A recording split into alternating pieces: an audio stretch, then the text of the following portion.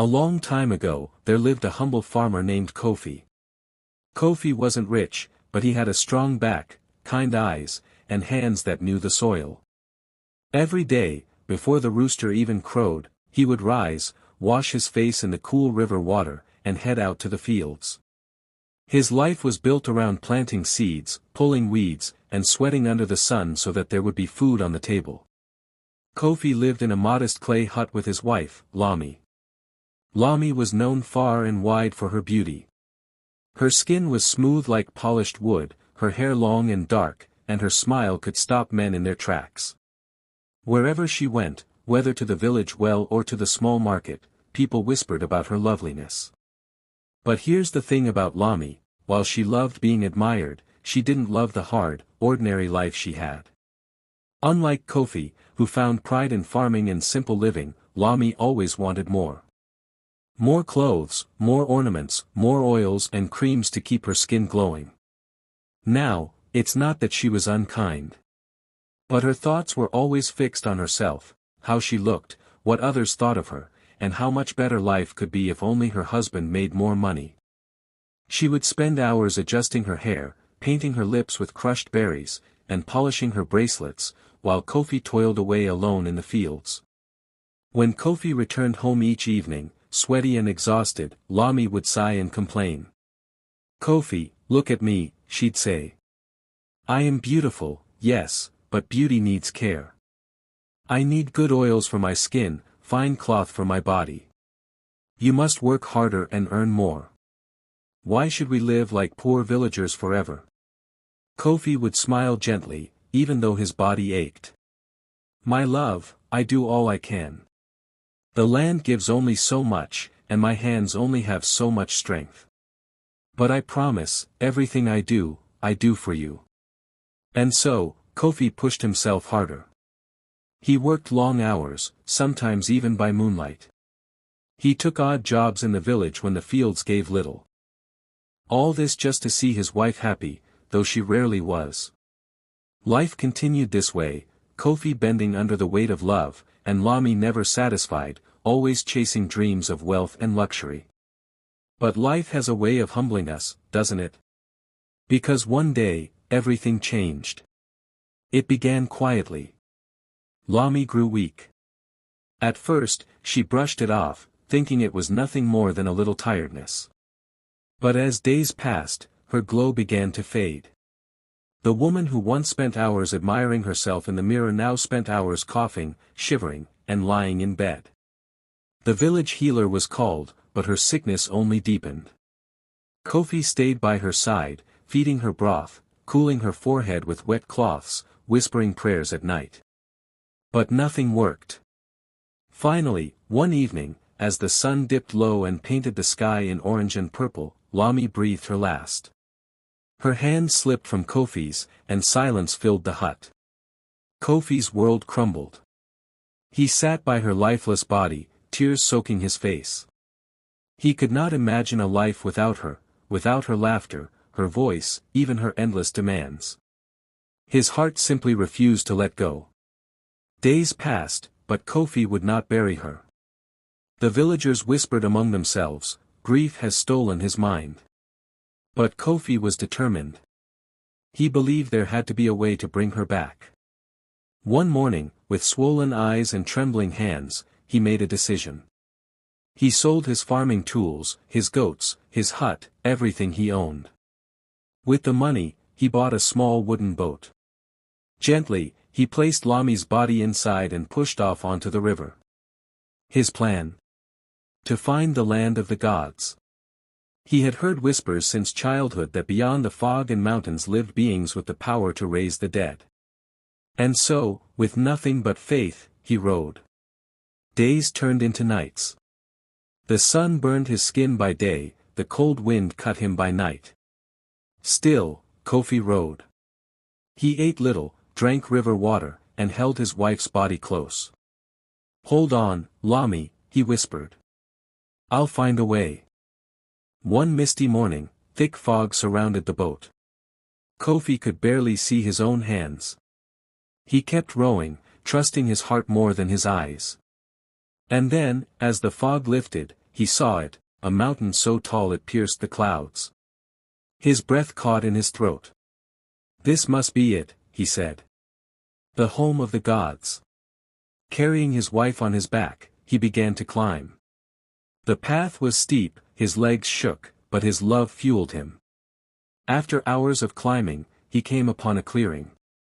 There, sitting on a rock, was an old man with silver hair and eyes that seemed to hold the wisdom of ages. Kofi fell to his knees. "Great One," he cried. "Please, help me. My wife has died, but she is my world. Without her, I am nothing. Please bring her back." The old man studied him for a long time, then smiled kindly. "You are a loyal husband, Kofi. Few would go to such lengths for love. Very well. I will tell you a secret.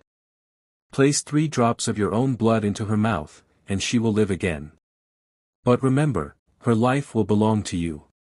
If she ever strays or forgets, remind her that she walks this earth because of your blood." Kofi wasted no time.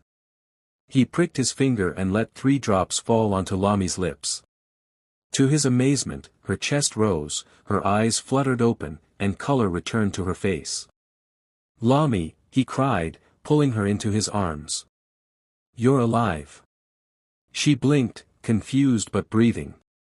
Kofi thanked the old man with all his heart and carried her back down the mountain. Back in the village, however, reality set in.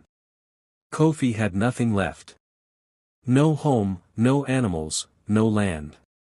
He had given it all away in his quest to save her. Now, he and Lami had to start from scratch. But Lami was not happy. "Kofi," she said one day, "look at us. We have nothing. No house, no fine clothes. How can I live like this?" Kofi tried to comfort her. "My love, what matters is that we are together. We can build again. I will find work, and slowly will rise." But Lami's heart had not changed. Her eyes still longed for wealth, for the life of ease she dreamed of. One afternoon, as their boat stopped at a busy trading port, temptation came knocking. A rich merchant, dressed in flowing robes and glittering jewels, saw Lami and was enchanted by her beauty. "Woman," he said smoothly, "leave this poor farmer and come with me. I will give you silk, gold, perfumes, everything you desire." Lami hesitated only for a moment. Then, with her old hunger for luxury burning strong, she stepped off the boat and into the merchant's arms. When Kofi returned from the market, his heart dropped. The boat was empty. Lami was gone. He searched everywhere, but she had vanished into the merchant's world. Days turned into months. Months into a year. Yet Kofi's love never dimmed. He carried his pain like a stone in his chest. One day, fate brought them together again. He saw her in the marketplace, dressed in silks, her hair adorned with beads. His heart leapt. "Lami," he called. "Come back to me. Let's rebuild. I still love you." But Lami laughed. "Go back to your mud hut, Kofi. I have no need for you." Kofi's eyes filled with tears. "Do you forget? You live because of me. It was 3 drops of my blood that brought you back."